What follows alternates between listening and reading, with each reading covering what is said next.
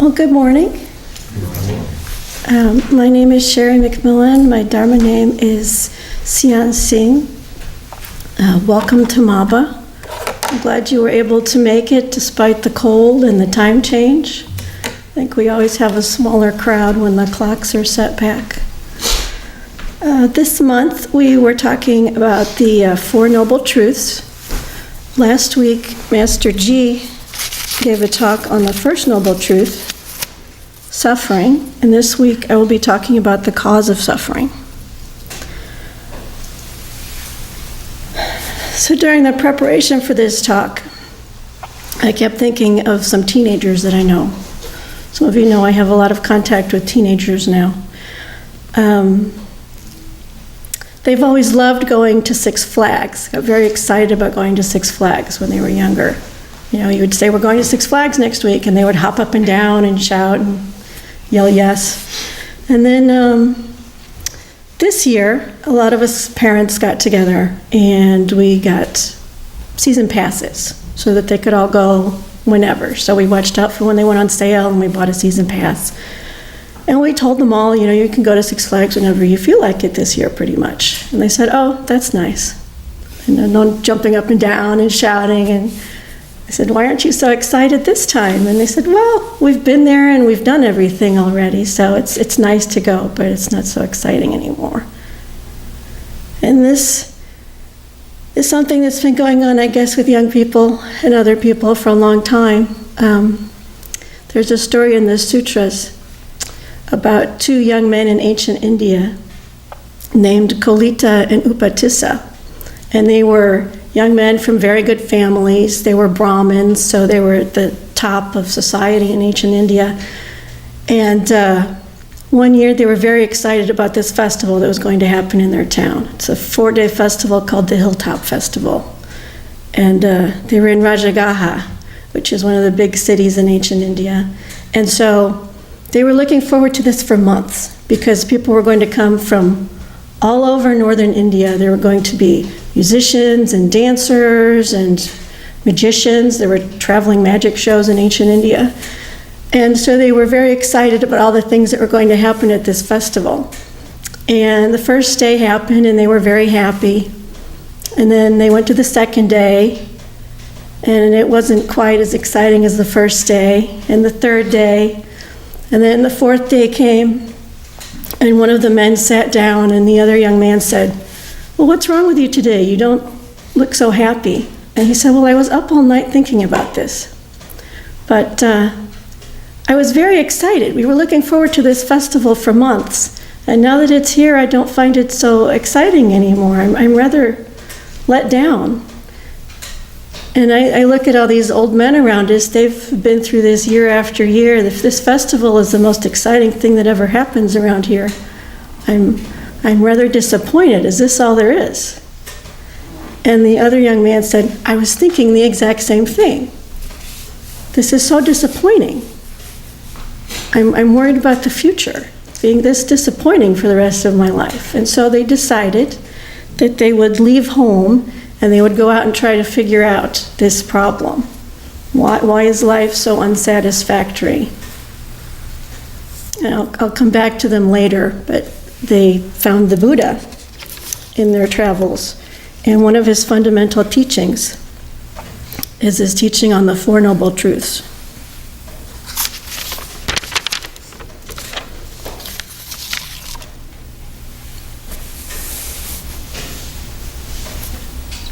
So, I'm going to talk about the cause of suffering, which is craving, which arises due to our ignorance. Next week, we'll hear about the possibility of ending suffering. So, what is craving? Craving in the original language was called tanha, which means thirst. So, it's the desire for something. In Buddhism, we say it's the desire for becoming or unbecoming. This is something that always confused me a little bit. How does craving include desire and aversion? As it does in here. It's because it's the desire for something to be or to not be. So the desire for something to be is greed, right? And the desire for it not to be is when we have aversion to it. So in this way, craving includes both desires and aversions. We crave for something to be or to not be. There are 6 kinds of craving. Craving for forms. These are things that we see, physical things that we can see and perceive. Sounds, smells, tastes, tactile sensations, and even ideas.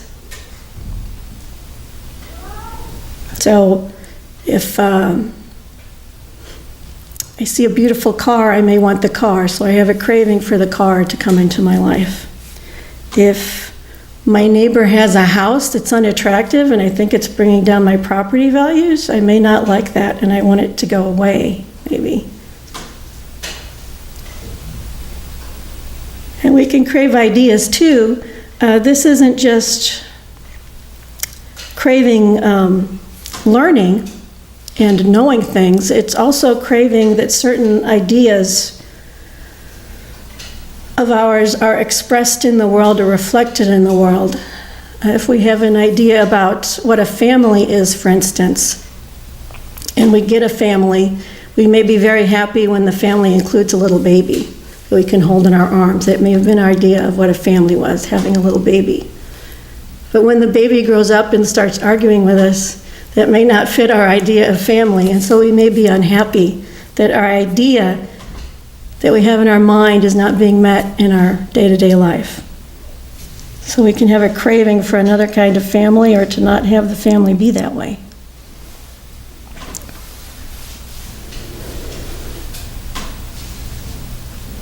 So craving arises from ignorance, which in India was called avijja or avidya, and this encompasses misunderstanding, so we don't understand the way things really are, living in a fantasy, not in a reality, and especially in the Four Noble Truths, ignorance is not understanding suffering, how it occurs, and how to stop it. So I think of suffering from ignorance as arising because we see the world through me-colored glasses. We see everything in terms of me. And this is why we can have some craving arise. So how can ignorance lead to craving and suffering? Well, there are lots of kinds of ignorance, as I said, from thinking that the world is flat, not understanding how the climate works. Maybe in ignorance we think that anyone we see wearing a turban is out to kill us because we're an American. These are examples of not knowing some basic facts. Maybe when someone cuts us off in traffic, we get mad. This is, again, because we're seeing everything in terms of me. Because when you're thinking in terms of yourself, you're thinking, oh my goodness, that guy cut me off. What a jerk he is. He cut me off. If we stop thinking about it from our own perspective and try to be broader in our outlook, we may think, oh, the poor guy just wasn't paying attention. I hope he doesn't get into an accident later on. I hope he pays attention better. You may think, maybe he's not paying attention because he's going to a funeral and he's very upset. Maybe someone is rushing to the hospital because someone they love is sick. Or they know someone who is having a baby and they want to be there. There are all kinds of reasons why someone might cut you off, and they're not generally centered on you personally. So when we think that it's directed at us, we're going to suffer more about it and we're going to be angry. When we realize that it's not about us, that there are all these other things going on, then we can have maybe some understanding and some compassion about the other person, and we also suffer less because we don't see ourselves as being under attack.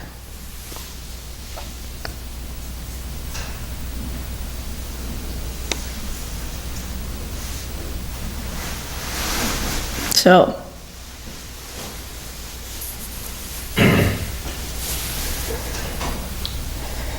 this seeing the world as centered around you leads to these desires and hatred. And it makes a cycle. They're like gears turning each other around, so that we can have desire for what is pleasurable to us, exciting. We can have desires for things like safety and contentment. We can have a hatred for things like pain or boredom or danger or discontent.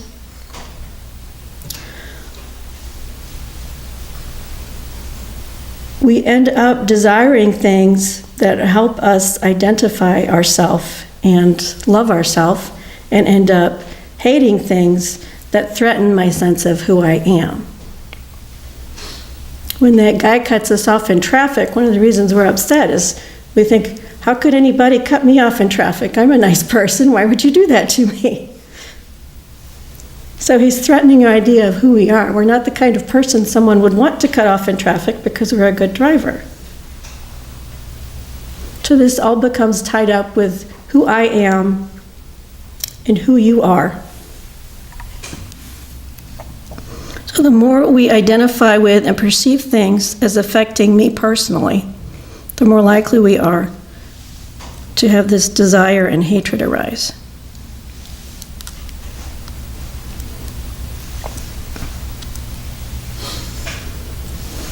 Every time we feel upset about something, we try to get those gears moving again to make ourselves feel better. So when we're upset from the traffic incident, we may look for something pleasurable to make ourselves feel better. Maybe we stop and get a coffee that is higher calorie than our usual coffee, or we stop for an ice cream. Or maybe we're angry when we get to work and we don't do a very good job in a meeting.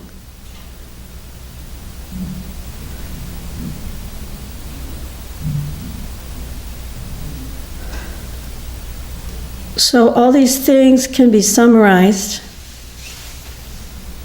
as the 8 worldly dharmas. We have hope for gain, fear of loss, hope for pleasure and fear of pain, hope for praise and fear of blame, hope for fame and fear of insignificance. I find that last one really interesting because these have been around for a couple of thousand years now. And apparently even in ancient India, people were worried about fame and insignificance just as people are now. That's not a new thing. So all these hopes and fears that we have, you can divide them up into these categories. Gaining something, losing something, feeling pleasure, feeling pain, other people praising us or blaming us, having fame or insignificance.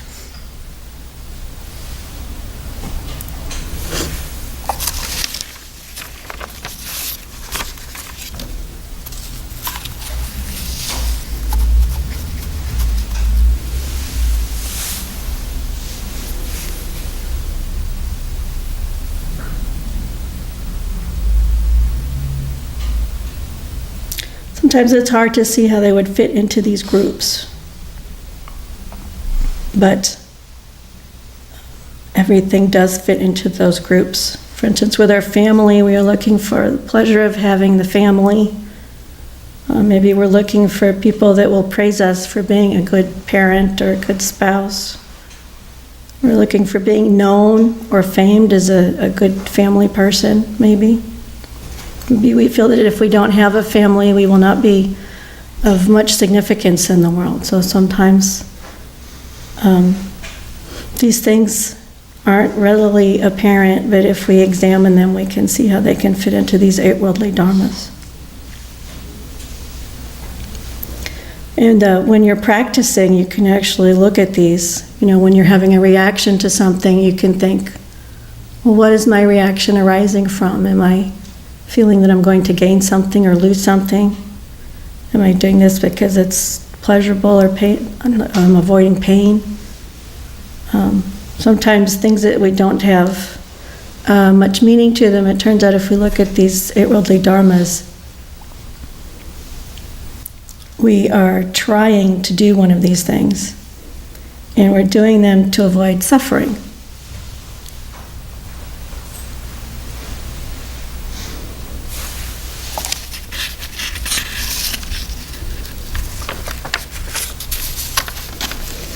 So the Buddha saw that people were running on this nonstop cycle, like hamsters on a treadmill, constantly trying to feel good, to not feel bad.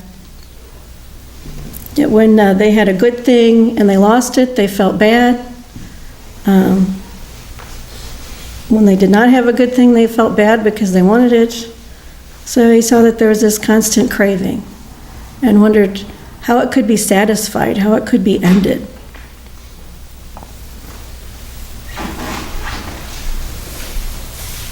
He also wondered how it occurred in the first place. How does this cycle work? And what are the detailed steps of this cycle?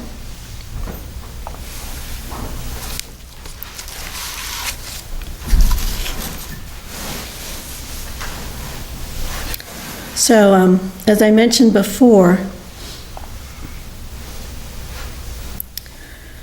I'll use, we'll use an example of seeing things, like maybe seeing beautiful things, like paintings. So, if we find that that's pleasurable, we crave it because we want more of it. Then we interpret that experience in terms of me having a good experience liking this piece of art. So then that influences and increases my sense of I'm a person, I'm an important person, I'm a good person, I'm a person who appreciates art, for instance, and it increases our sense of self and our conceit in ourself. And then we hold on to those perceptions. Because we begin to develop a wrong view, thinking that, well, I'm appreciating this art, so I'm better than, someone else who maybe doesn't appreciate this art. I can see that it's really important and beautiful, and somebody else maybe can't see it. So that makes me a better person than others.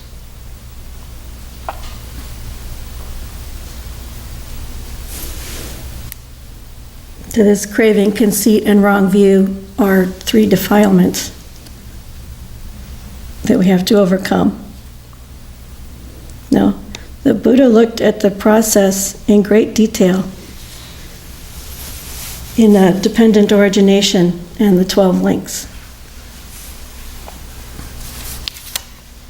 So, I'll just go over them briefly right here and then go over them in more detail. The first one is ignorance.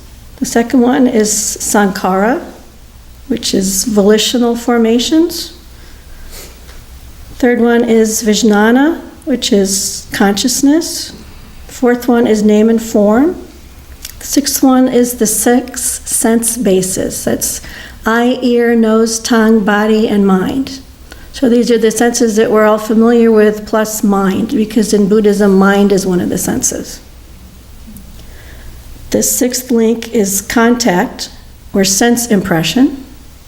The seventh link is sensation or feeling. The eighth is craving, which is the big one for this talk. The ninth is clinging. The 10th is becoming. The 11th is birth. And the 12th is death. So, the steps in this process are that we begin, you can begin at the top, the bottom, the middle, but I'm going to start with ignorance or delusion. We have a self-centered delusion that the world revolves around me.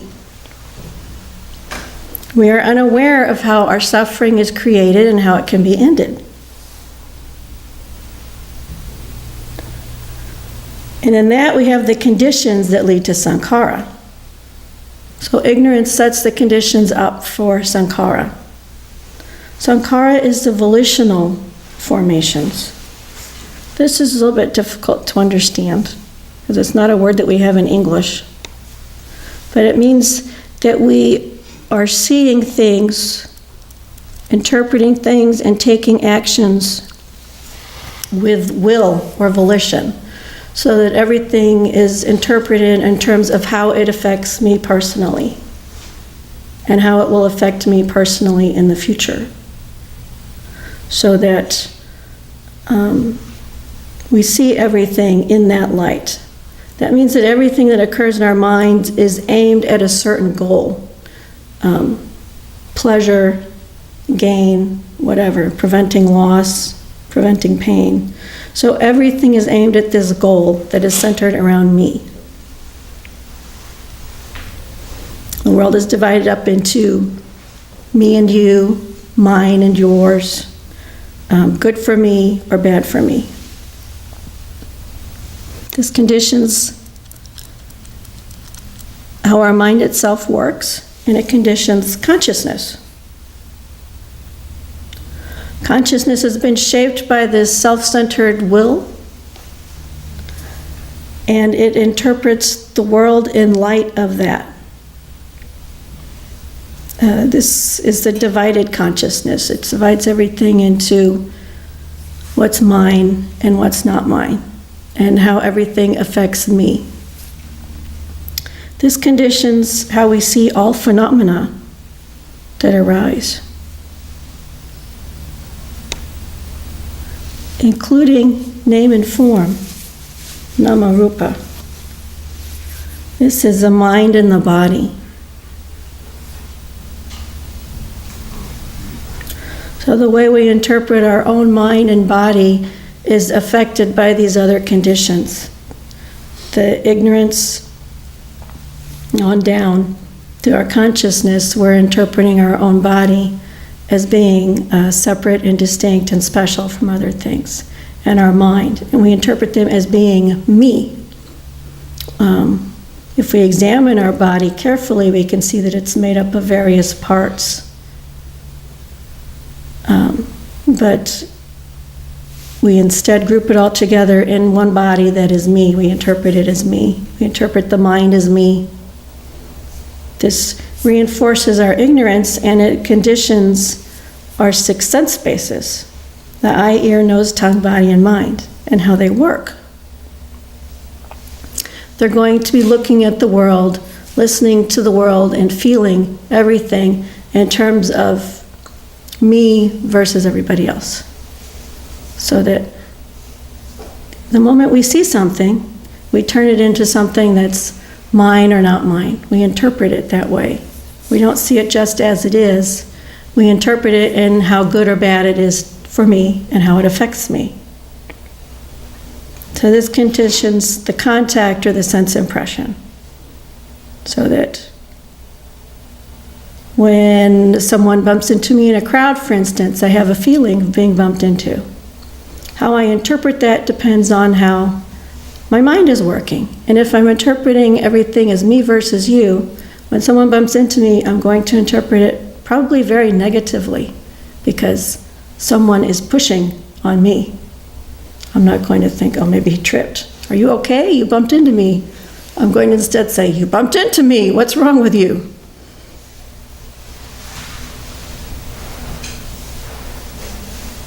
So this sense impression conditions the feelings that we have about the condition, which was Vedana, or feeling. How we feel about it is conditioned by the way our sense bases are working, which is conditioned by that ignorance. Now back down the line. So when we have the feeling, we interpret the feeling based on me again, and this conditions what happens next, and that is craving. When that person bumps into me and I interpret it as a bad thing that has been done to me, I may crave hitting him or pushing him back.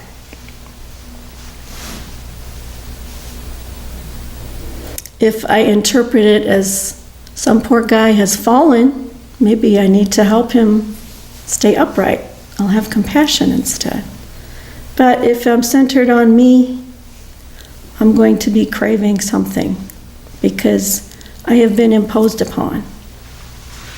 If it was a pleasurable feeling that we liked, like maybe eating some chocolate ice cream, then we're going to crave some more because it was good and it made me feel good, and whatever makes me feel good must be really good. So I should have more of it.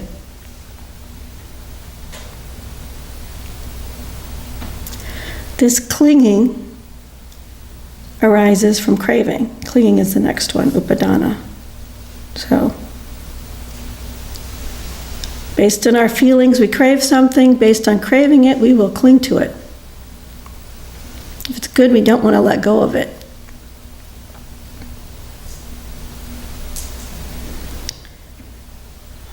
This would also mean, for instance, clinging to our anger at the person who bumped into us. We don't want to let go of our anger at bumping into him. So you can cling to bad things too. You may want to get back at him, so you could be clinging to vengeance. This condition's becoming. Becoming. We are constantly becoming something. So this list refers to things like rebirth and when you're being born into a new life, but we are being constantly born in every moment. So every moment we are becoming. Am I going to become a compassionate person? Am I going to become a person who is out to get the guy who cut me off or bumped into me? To every moment we are becoming. And it is influenced by all these things that have gone on in our mind just in that past moment, because these things all happen very quickly.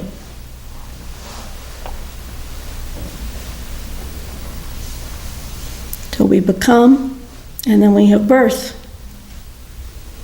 A person, a self, a being. This conditions aging and death.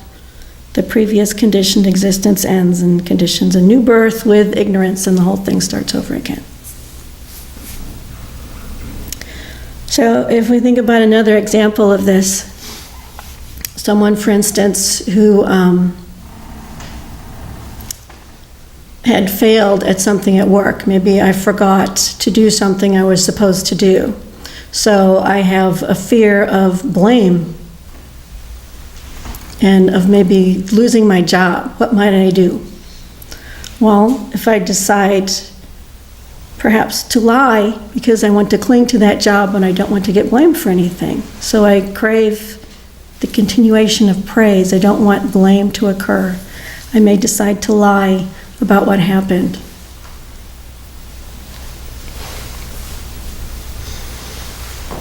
So I become a being who is going to lie.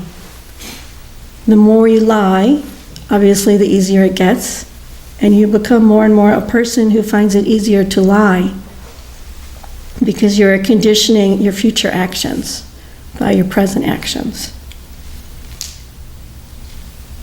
We don't realize it when we're doing it, but this is going to increase our suffering.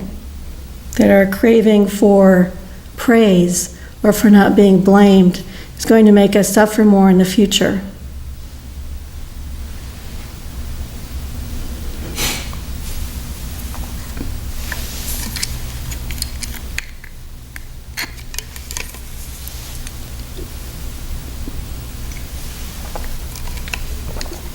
I cannot get into stopping it because that's a topic for next week.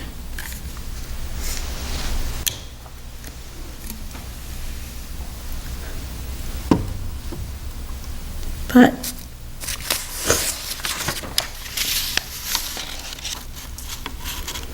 I will say it takes a lot of effort and training in mindfulness, meditation, and discipline to be able to stop it.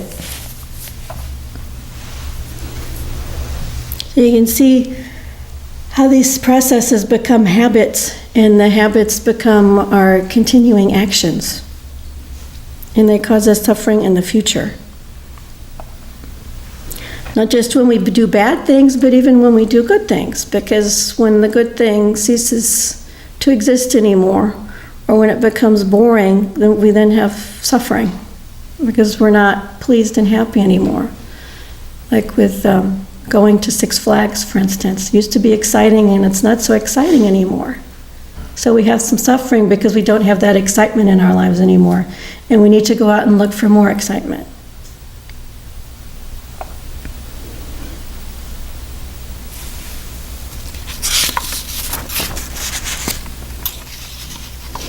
So Those two young men I mentioned at the beginning of the talk, Upatissa and Kolita, they eventually found the Buddha, and they listened to his teaching, including his teachings on the Four Noble Truths and the Eightfold Path, and dependent origination. And they joined his Sangha, and they actually succeeded at what they set out to do. They became arhats. The Buddha named the two of them Sariputra and Mahamoggallana, and they became leaders of the Sangha under the Buddha. So they overcame their hopes and fears, their craving and ignorance through practice, which you will hear more about next week. But I do have a poem I would like to recite. It's a poem from the Buddha. It's called the Bhattakarata, and it means one excellent night. And it's about this practice that Sariputra and Mahamoggallana and the other members of the Sangha engaged in. Let not a person revive the past, or on the future build his hopes. For the past has been left behind, and the future has not been reached. Instead, with insight, let him see each presently arisen state. Let him know that and be sure of it, invincibly, unshakably. Today, the effort must be made. Tomorrow, death may come. Who knows? No bargain with mortality can keep him and his hordes away. But one who dwells thus, ardently, relentlessly, by day, by night, it is he, the peaceful sage has said, who has had one excellent night.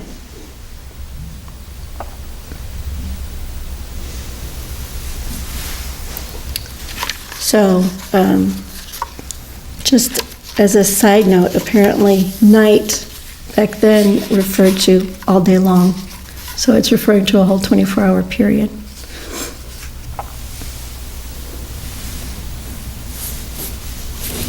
So I hope I've explained craving fairly well and how it arises from our ignorance and our misperceptions and our misconceptions about the world.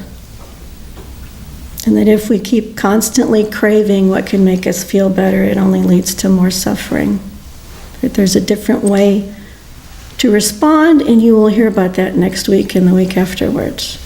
So I hope you all have an excellent day today. May all beings know happiness and the causes of happiness. May all beings be free from suffering and the causes of suffering. May all beings know the great joy that is free from suffering. And may all beings dwell in the equanimity that is free from attachment, aversion, and ignorance.